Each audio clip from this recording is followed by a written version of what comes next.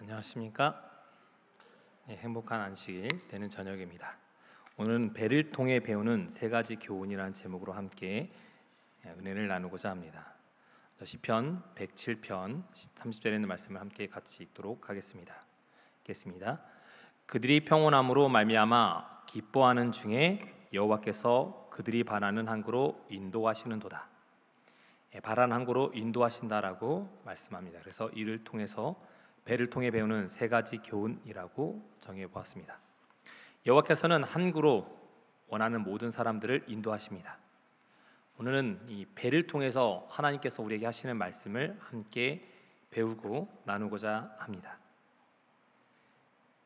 지난번에 한번 말씀드렸던 것처럼 우리가 잘 알고 있는 이스라엘에 있는 바다는 갈릴리 바다라고도 부르고 디베랴 바다라고도 부르고 갈릴리 호수라고도 부릅니다. 특별히 마가복음에는 갈릴리 바다라고 거의 대부분 나와 있습니다. 마가복음에 특별히 배는 이 배에 관련해서는 17번, 그리고 작은 배로 나온 건 딱 한 번 정도 사용합니다. 그래서 이것을 통해서 갈릴리 바다라고 이야기합니다. 보통 우리가 얘기할 때 예수님께서 길에서 베드로에게 너희는 사람들이 나를 누구라 하느냐라고 그때 베드로가 주는 그리스도시요 하나님의 살아계신 하나님의 아들이라고 이야기합니다. 그걸 가리켜서 예수님의 사역을 전반부와 후반부로 보통 나눕니다. 그런데 보시면 이 마가복음을 살펴보시면 예수님의 전반부는 거의 걸어 다니는 걸 볼 수 있습니다. 그리고 그런데 후반부에 살펴보시면 예수님께서 배를 타고 이동하시는 모습을 상당히 우리가 많이 살펴볼 수 있기 때문에 오늘 특별히 배에 담긴 세 가지 교훈을 한번 살펴보도록 하겠습니다. 이 배는 사람들에게 실어 날라주는 일을 합니다. 마찬가지로 예수님께서 사역에 있어서 이 배는 상당히 중요합니다. 그래서 갈릴리 바다 또는 디베랴 바다, 갈릴리 호수라고 불리는 이곳을 끊임없이 예수님께서 오고 가는 사역을 이 마가복음 후반부에 하십니다. 특별히 갈릴리 북부에 있는 가버나움은 예수님의 제2의 고향과도 같다라고 말씀드렸습니다. 이곳에서 예수님께서 배를 타고 이곳을 중점으로 해서 이 마가복음에 보면 후반부에는 이곳을 중점으로 해서 서쪽으로 다시 또 동쪽으로 오고 가는 모습을 우리는 끊임없이 알 수 있습니다. 그래서 오늘은 이 마가복음에 나타난 예수께서 배를 타고 다니시면서 있는 세 가지 교훈에 대해서 살펴보도록 하겠습니다. 갈릴리 바다에서 예수님의 사역이 얼마나 중요한지, 그래서 갈릴리 호수로 딱 한 번 기록하고 나머지는 갈릴리 바다라고 기록한 의미를 저희가 한번 살펴보면 좋겠습니다. 특별히 마가복음 지난번에 말씀드린 것처럼 4장에 보면 이 예수님께서 건너편으로 건너가자라고 이야기합니다. 갈릴리 서쪽에서 동쪽으로 건너가시는데 풍랑이 발생한 걸 볼 수 있습니다. 건너편이라고 개역 성경에 나와 있지만 이 개역 개정에는 저편이라고 표현합니다. 바다는 하나님의 백성을 위협하는 이 사단의 세력 또는 악의 세력을 보통 의미합니다. 특별히 마가복음 1장에 보면 예수님께서 1장 25절에 귀신을 꾸짖으시고 잠잠하라 라고 얘기합니다. 똑같은 표현이 여기에 보면 바다를 향하여 예수께서 꾸짖으시고 바다로 이르시되 잠잠하고 고요하라. 1장 25절에 귀신에게 꾸짖으시고 이르시되 잠잠하고 그 사람에게 나오라 하신 말씀과 똑같은 표현법이 바다에게 사용되었다는 것입니다.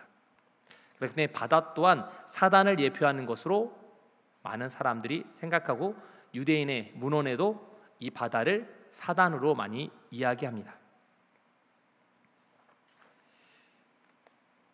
예수님께서는 제자를 타고 가는 이 배에 통해서 거센 풍랑 또 파도 이걸 통해서 보면 이 4장에 보면 물이 배에 넘쳐 흘러오는 걸 볼 수 있습니다. 이걸 통해서 사단의 세력과 싸움에서 위기에 처한 모습을 볼 수 있습니다. 그래서 우드로프라는 사람은 이 배 안에서 세 가지 충돌이 일어났다라고 이야기합니다. 첫 번째는 이 바다와 배의 충돌입니다. 목적지를 향해 가는 예수님과 제자들이 태운 배가 침몰시키러 가는 바다의 위협, 특별히 사단의 위협이 있었다는 겁니다. 그래서 바다와 배의 충돌이 있었고 첫 번째, 두 번째 제자들과 예수의 충돌. 이 안에 있었을 때 예수님께서 잠이 드셨기 때문에 제자들이 뭐합니까? 예수님을 깨우는 일을 하게 됩니다. 그런데 예수님께 믿는 믿음의 모습을 보이기보다는 불평과 불만을 하는 이 제자들의 모습을 우리가 볼 수 있습니다. 세 번째는 예수와 바다, 특별히 사단과의 충돌입니다. 그래서 예수님께서 바다에게 잠잠하라 고요하라고 말씀하신 겁니다. 악의 세력과 싸움이 있는 것을 충돌이라고 이 우드루프라는 사람은 이야기했습니다. 우리에게 특별히 이런 어려움이 닥치기 때문에 이런 바다, 특별히 배 위에 있는 이곳의 장소는 배는 우리에게 시험의 장소, 특별히 제자들의 믿음이 흔들림에 시험하는 시험의 장소로 배가 사용되었습니다. 두 번째는 예수님이 함께 거하시기 때문에 가장 안전한 장소가 배입니다.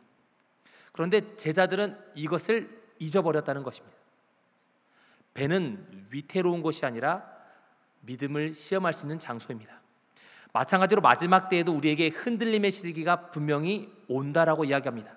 흔들림의 시기는 우리의 믿음을 흔들기 위함이 아니요 더 굳건하게 하기 위한 흔들림이라는 것입니다. 여러분과 저는 믿음이 흔들리지 않고 하나님께 단단히 하나님 붙드시는 저와 교무님께 모든 성도님 되시기 바랍니다. 그렇기 때문에 배는 시험의 장소, 안전의 장소라기보다는 첫 번째 믿음을 세우는 장소인 겁니다. 시험의 장소가 아닌 믿음을 세우는 장소가 되고, 두 번째 이 안전의 장소이기 때문에 영적 전투의 장소입니다. 사단과의 싸움이 끊임없이 일어나는 장소가 바로 이 배입니다. 우리의 삶 속에도 특별히 이런 배에 있는 위기와 똑같은 위기와 우리들의 삶 속에 시험과 영적 싸움이 끊임없이 일어나고 있습니다. 이럴 때 우리는 제자들의 편을 선택하지 않으시고 예수님의 편에 있음을 깨닫고 이 안전한 배에서 승리를 하시는 저와 모든 분이 되시기 바랍니다. 이 배는 파손되지 않았습니다. 예수님이 계시기 때문에 배가 파손되지 않고 안전하게 건너편으로 건너갔습니다. 마찬가지로 우리가 예수님과 함께하면 이 안식일은 우리에게 걱정과 근심의 날이 아닌 구원자 예수님 품에 있는 편안함을 쉬는 쉼의 날이 바로 이 안식일이 될 것입니다. 예수께서 일어나셔서 이르시되 잠잠하라 고요하라 이렇게 말씀하십니다. 배에서 있음의 신적 능력을 보여주신 것입니다. 이걸 통해서 우주의 주권자이시고 통치자이신 신적인 모습을 그분께서 드러내십니다. 그러나 이 자리에 있던 제자들은 이 모습을 보고 그가 누구이기에 바람과 바다도 순종하는가 라고 이야기합니다. 여기에서 우리가 이 베드로의 고백과 이 길에 있었던 모티브와 차이가 있음을 볼 수 있습니다. 길에서는 주는 그리스도시요 살아계신 하나님의 아들입니다 라는 마침표로 끝납니다. 그런데 여기는 뭐로 끝납니까? 바람과 바다도 순종하는가? 물음표로 끝납니다. 우리의 믿음은 분명히 마침표가 돼야 됩니다. 하나님 믿습니다 라면 그것으로 끝나야 되는데 많은 사람들이 물음표가 우리들의 삶에 있을 때 문제가 발생한다는 것입니다. 제자들은 끊임없이 물음표를 가졌습니다. 그렇기 때문에 여기서 보면 지난번에 말씀드린 것처럼 예수님에 대한 의심이 있었기 때문에 예수님을 주라고 고백했던 베드로조차 이 부분에 보면 선생님이라고 그분에 대한 확신이 없는 걸 볼 수 있습니다. 하나님을 확신을 가지기보다는 그분에 대해서 뭐합니까? 물음표를 끊임없이 갖는 겁니다. 우리도 이 안식일을 보내면서 물음표를 끊임없이 가질 때가 있습니다. 내가 아직 마치지 못한 일들, 그리고 내일 어디 여행을 떠나거나 어디 가야 되는데 걱정하는 물음표가 끊임없이 우리의 삶에 있을 때가 있습니다. 이럴 때 여러분의 삶 속에 물음표가 있기보다는 마침표가 있기를 바랍니다. 하나님께서 우리와 함께 하시기 때문에 그 모든 일은 걱정할 필요가 없습니다. 끝나야 되는데 끝나지 않는 끊임없이 우리들 삶 속에 물음표가 있는 겁니다. 이게 어떻게 될까? 제가 시골에서 자라서 시골에서 보면 교회 오신 분들의 얼굴 표정이 밖의 날씨에 따라서 이렇게 바뀝니다. 농사를 크게 짓다 보니까 시골 생활을 오신 분들, 처음에 오실 때는 편안하게 오시다가 점차 농사를 크게 짓다 보니까 이 하우스 농사도 지으시고 크게 짓다 보니 비가 오면 이제 교인들이 이제 엉덩이가 들썩거리기 시작합니다. 아, 목사님 설교가 빨리 끝나서 집에 가서 하우스를 내려야 되는데 목사님 설교가 언제 끝나? 이 걱정하는 물음표가 생깁니다. 우리 삶 속에 마침표가 있으면 뭐가 합니까? 걱정할 게 없습니다. 적절한 날씨와 적절한 걸 하나님께서 분명히 우리에게 채워주실 것입니다. 이 안식일 여러분의 마음속에 하나님께 모든 것을 내려놓고 물음표가 자리 잡기보다는 마침표로서 하나님의 품에서 편히 쉬는 안식일이 되기를 주님의 이름으로 축원합니다. 그럴 때 예수님께서 그들을 꾸짖으십니다. 어찌하여 이렇게 무서워하느냐? 너희가 믿음이 없느냐라고 이야기합니다. 그들의 불신앙을 분명히 명확하게 지적하십니다. 그런데 제자들은 이 상황 속에도 선생님이라고 예수님을 호칭하는 걸 볼 수 있습니다. 끊임없이 그들의 삶에 물음표가 자리 잡았던 것입니다. 그렇기 때문에 그들의 삶 속에서 그들은 또 다른 세 가지의 그들의 문제들이 발생하게 됩니다.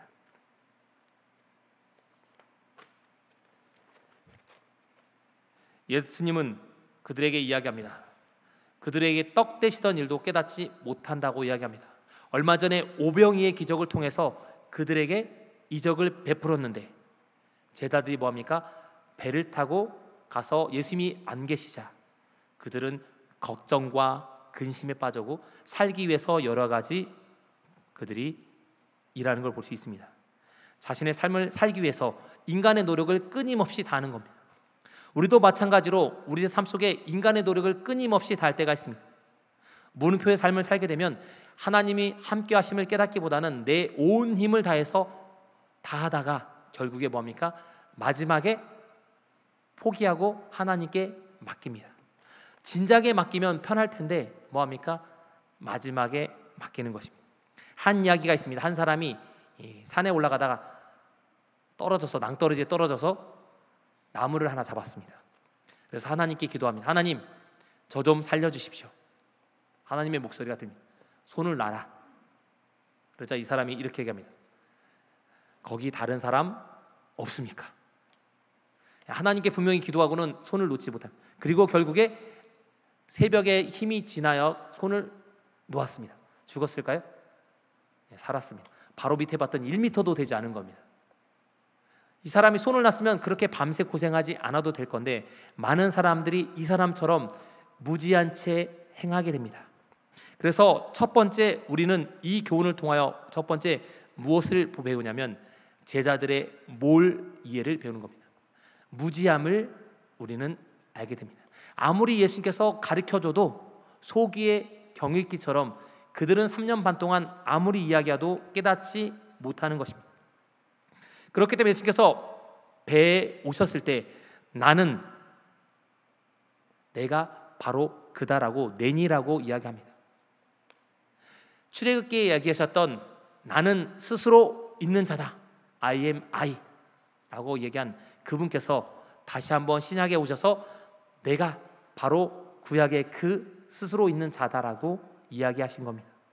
그렇지만 제자들은 그래도 깨닫지 못합니다.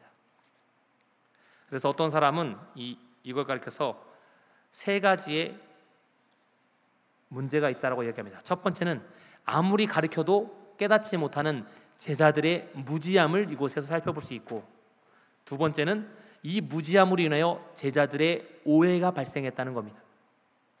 예수님께서 이야기하셔도 그들은 잘못 이해해서 예수님께서 이 땅에서 왕으로 오시는 모습은 십자가에 달려 돌아가심을 깨닫지 않고 그분께서 세상의 왕으로 군림하실 거라고 생각하고 끊임없이 예수님을 왕으로 삼으려는 모습을 볼 수 있습니다. 불과 오병이어 기적에서도 사람들을 예수님에게 관심이 집중되자 예수님을 왕으로 세우려고 합니다. 그럴 때 예수님께서 끊임없이 그들을 책망합니다. 그러나 그들은 깨닫지 못하고 끊임없이 오해합니다. 그럴 때 예수님께서는 침묵하십니다. 그러나 많은 사람들은 침묵하기보다 뭐합니까? 그 부분을 문제를 더 부각시킬 때 있습니다. 그래서 이 제자들은 이해하지 못하고, 두 번째, 그렇기 때문에 제자들에게 오해가 발생했다라고 얘기합니다. 이런 몰리에적인 제자들의 모습 속에 세 번째 일이 발생하는데, 그것은 다름 아닌 예수님을 배척하는 일이 일어납니다. 몰리하는 제자들의 모습은 무지와, 두 번째 무지하기 때문에 오해를 갖고, 세 번째 그 오해가 예수님을 배척하는 일이 일어나게 됩니다. 예수님이 사로잡히자 아무도 예수님을 따르지 않고 모두 다 도망가고, 베드로는 특별히 예수님을 다시 따라갔다가 예수님을 부인하는 일을 세 번을 거쳐서 하는, 첫 번째 선생님의 제자가 아니라고 하고, 두 번째 뭡니까? 예수님을 저주하고, 다시 세 번째 욕도 하면서 선생이 아니라고 배척하는 모습을 볼 수 있습니다. 그들은 예수님에 대해서 잘 이해하지 못합니다. 마찬가지로 예수님께서 엠마오로 가는 두 제자에게도 다시 구약 성경에 있는 내용을 다시 풀어주십니다. 그럴 때 그들이 나중에 예수님을 알고 이렇게 얘기합니다. 그들이 서로 말하되 길에서 우리에게 말씀하시고 우리에게 성경을 풀어주실 때 우리 속의 마음이 뜨겁지 아니하냐라고 이야기합니다. 우리는 말씀의 뜨거움을 경험해야 합니다. 경험하지 못하면 우리의 삶 속에 문제가 발생하게 되어 있습니다. 말씀을 스스로 연구하고 푸는 일이 끊임없이 일어나서 우리의 마음속에 뜨거움이 있어야 합니다. 그렇지 않으면 우리들의 믿음은 흔들리게 되고, 잘못하면 제자들과 같이 무지와 그리고 오해와 배척하는 일이 일어나게 될 것입니다. 이 구약 성경에 보면 이스라엘에게 이렇게 얘기합니다. 이스라엘이여 너는 행복한 사람이로다. 여호와의 구원을 너같이 얻은 백성이 누구냐? 이 말은 이스라엘 백성에게만 하는 말이 아니고 바로 오늘 저와 여러분들에게 하는 말씀입니다. 교문입교의 모든 성도들이여 너희는 행복한 사람이다. 우리들처럼 하나님에 대해서 이렇게 잘 알게 된 일이 없습니다. 그런데도 우리는 하나님에 대해서 늘 의심하는 물음표를 가지고 있습니다. 힘들었을 때, 어려울 때, 이럴 때만 하나님을 찾는 게 아니라 평상시에도 우리가 하나님을 찾는 사람이 되어야 합니다. 제자들은 왜 예수님을 가까이서 봤는데도 알지 못했을까요? 우리의 삶 속에 매일 기적을 경험하면 예수님을 잘 믿을까? 구약에 있었던 이스라엘 백성들은 하나님께서 행복한 사람이라고 이야기합니다. 여호와의 구원을 너같이 얻은 백성이 누구냐? 그들은 애굽의 열재앙 속에서도 살아남았고, 출애굽을 통해서 나일강을 건넜고, 그리고 마지막에 요단강을 건너고, 그들은 매일매일 만나의 경험한 이적을 경험한 사람들이었습니다. 그리고 뜨거운 사막 가운데서 매일 구름 기둥과 밤에는 영하로 떨어지는 그 가운데 불 기둥을 경험한 사람들이었습니다. 그러면 우리는 요즘 세상에서 매일 기적을 경험하면 예수님을 잘 믿을까요? 우리도 이스라엘 백성과 똑같을 수 있다는 겁니다. 예수님을 가장 가까이서 따랐던 예수님의 제자 12명의 제자들도 예수님을 인정하지 않고 배척했습니다.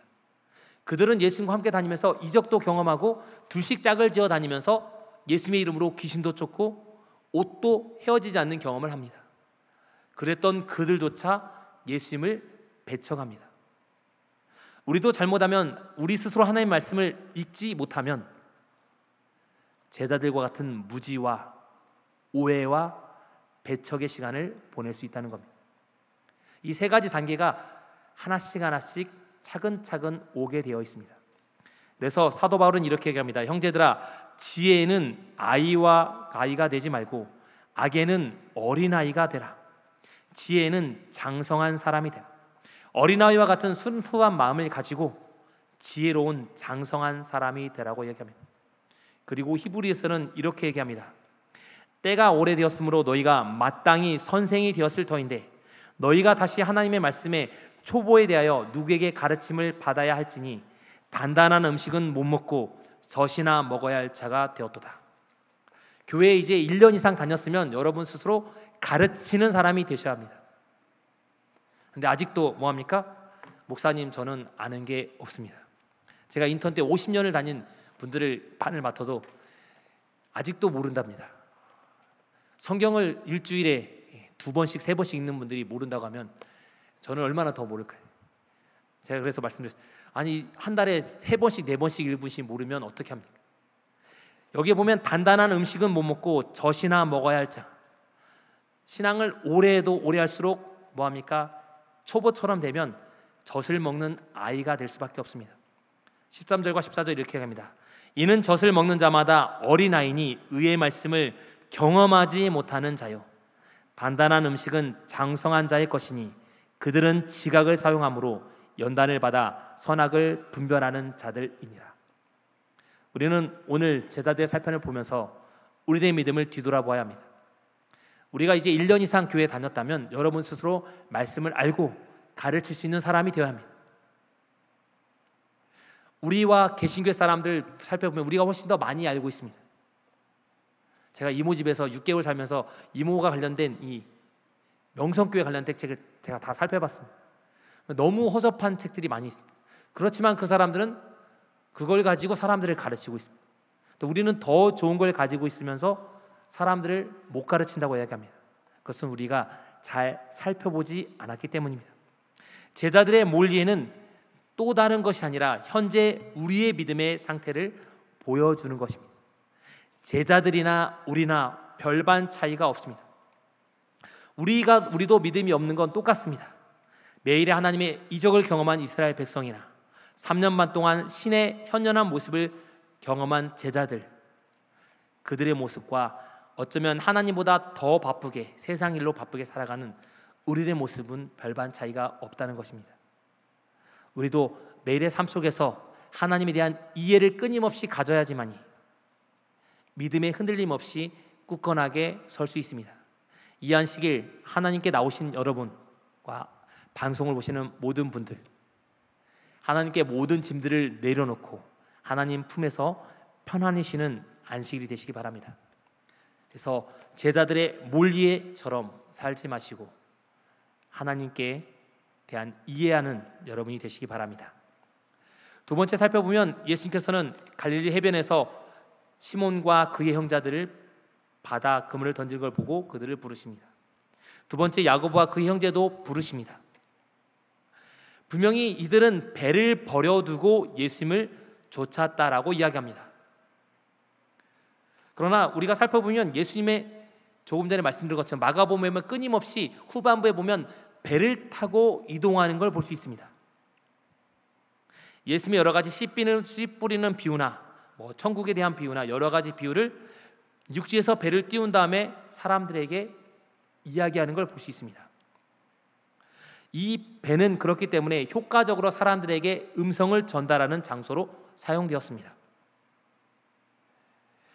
마가복음에 보면 4장에 보면 예수님과 말씀을 듣는 사람들 속에 예수님의 제자들의 명단이 들어가 있지 않습니다. 일반 사람들에 대한 이야기를 하신 다음에 보편적으로 이야기를 하신 다음에 다시 4장 11절에 보면 1장 2절에는 분명히 사람들에게 이야기하고 있지만 4장 11절에 보면 제자들과 특별히 그와 속했던 소그룹의 사람들에게 다시 비유를 풀어주신 걸 볼 수 있습니다. 이 배는 사람들과 사이에 경계를 갖도록 하는 겁니다.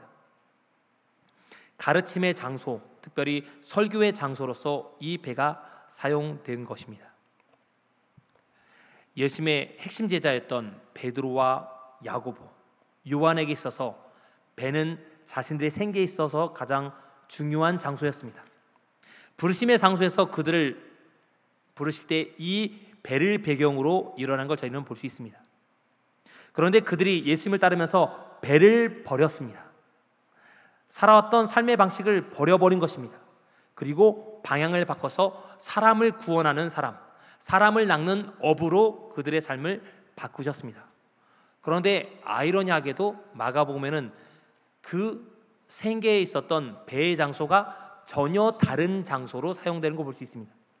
좀 전에 말씀드린 것처럼 그들의 삶 속에 있었던 삶의 터전이었던 배가 이제 가르침의 장소로 바뀐 것입니다.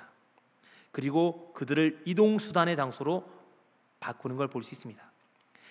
배에서 사람들의 가르치는 장소, 물고기를 낚는 배가 이제 사람을 낚는 배로 탈바꿈한 것입니다. 우리의 삶의 모습에서도, 우리들의 일상생활 가운데서도 우리도 바뀌어야 합니다.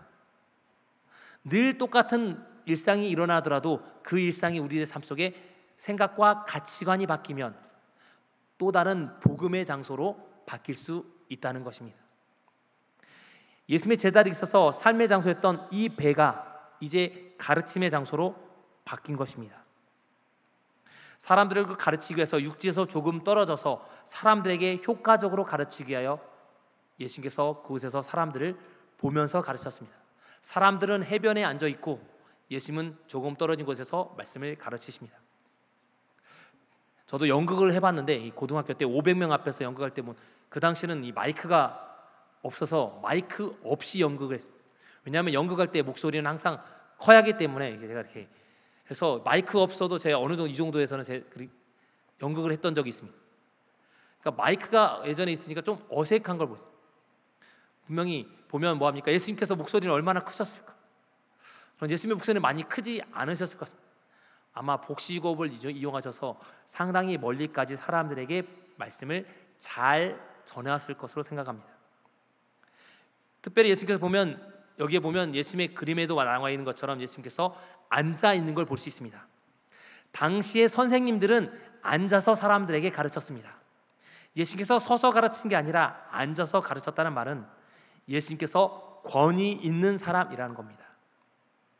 그냥 서서 가르치는 일반적인 사람이 아니라 앉아서 사람들과 대화하시면서 가르치는 권위 있는 그분의 모습을 살펴볼 수 있습니다. 그래서 사람들 보면 설교할 때 서 있는 것보다 어쩌면 더 앉아 있는 게 더 좋을 수 있습니다. 네, 현재 우리 상황은 이 배움의 장소이기 때문에 이렇게 하지만 이 유대인들은 누워서 약간 기대서 많이 이야기하고 사람들하고 얘기합니다.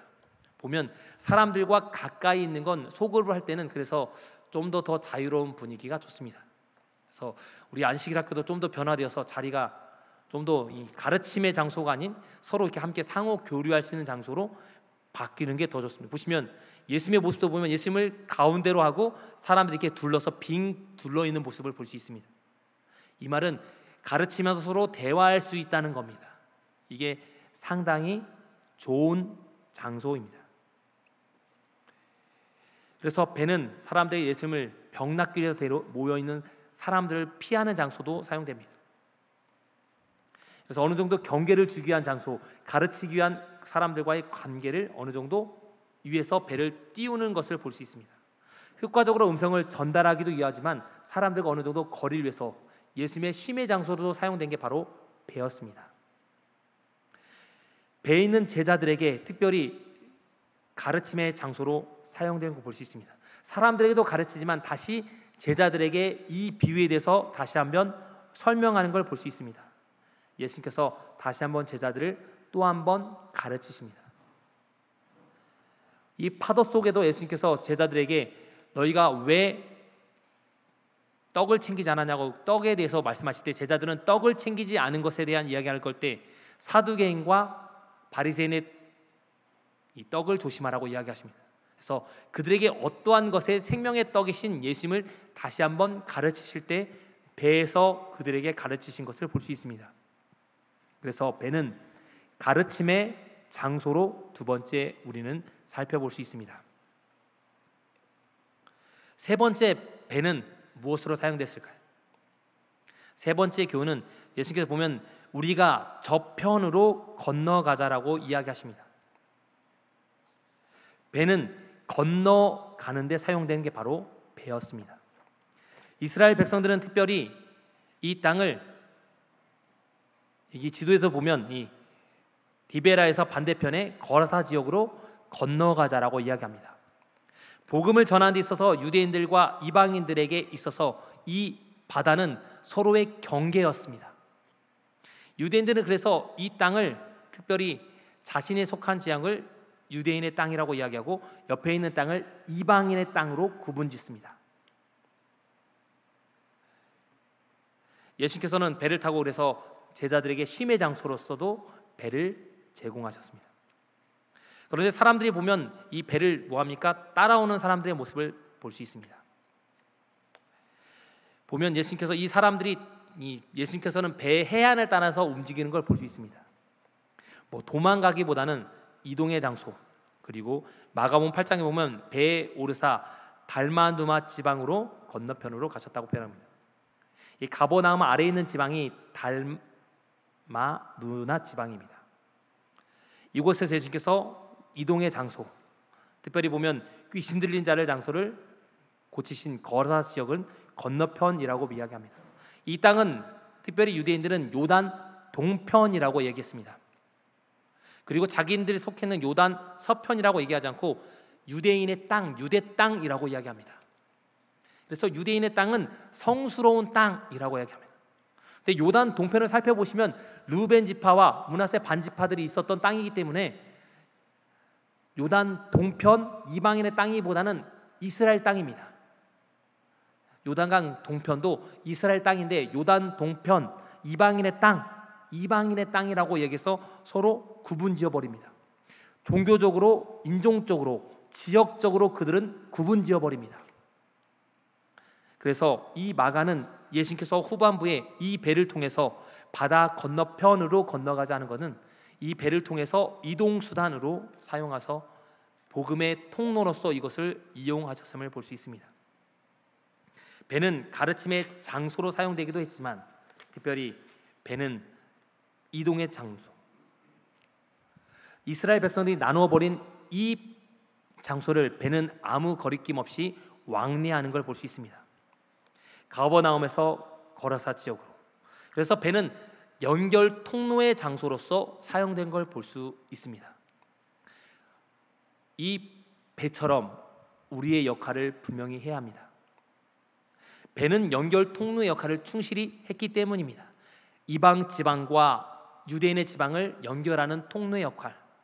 그래서 우리는 그리스도의 축복의 통로라는 노래가 있습니다. 하나님의 우리의 축복의 통로가 되어야 한다고 합니다. 내가 모든 것의 중심이 되어서 내가 모든 것에 다 나를 통해서만이 이루어지는 게 아니라, 제가 학생전도사 때 새소망교회 전도사를 제가 학생전도사 한 적이 있습니다. 제가 학교를 5년 다녀서 제가 복수 전공을 하는 바람에 학교를 5년 다녔습니다. 그래서 학생전도사를 1년 더, 다른 사람들 2년만 하는데 저는 3년 하게 되었습니다. 그래서 봤더니 제가 학생반을 맡으라는 겁니다. 그런데 학생전도사는 저가 하고 교육전도사는 이곳에 있었던 이 출신인 배진성 목사님이 하게 됐습니다.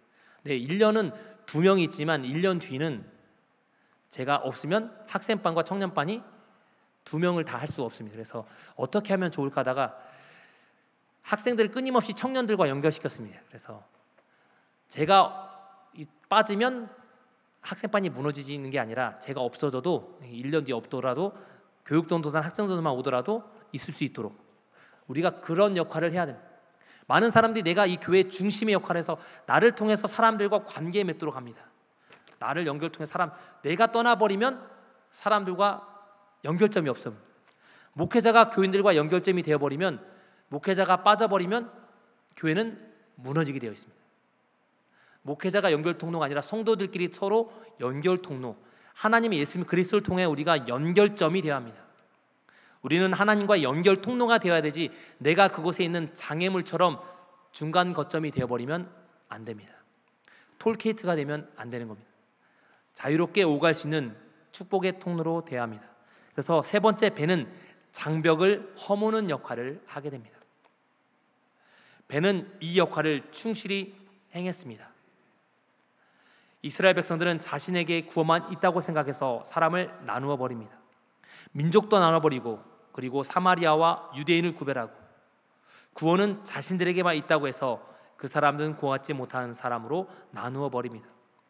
그럴 때 예수님께서는 이 배를 통하여 사람들과 전혀 연결되지 못한 이방 지역으로 있었던 이 거라사 지방, 요단 동편 지역을 배를 타고 예수께서 이동하시면서 하나님의 복음을 알 수 있는 기회를 주십니다. 유대인은 자신들은 유대인 땅, 요단 동편은 하나님을 알지 못하는 땅이라고 구분지어보는 이 시점에 예수님은 연결 통로를 통해서 모든 것을 허무신 걸 볼 수 있습니다. 그래서 배는 화합의 장소로 사용합니다. 제자들도 이 배에서는 누가 크냐라고 문제를 삼던 이 제자들도 위기에 처하자 배에서는 서로 협력하는 걸 볼 수 있습니다. 살기 위해서 서로 협력하고 함께하는 걸 볼 수 있습니다. 교회는 그냥 살아가는 장소, 사람들과 그냥 만나는 장소가 아니라 화합의 장소가 바로 교회입니다.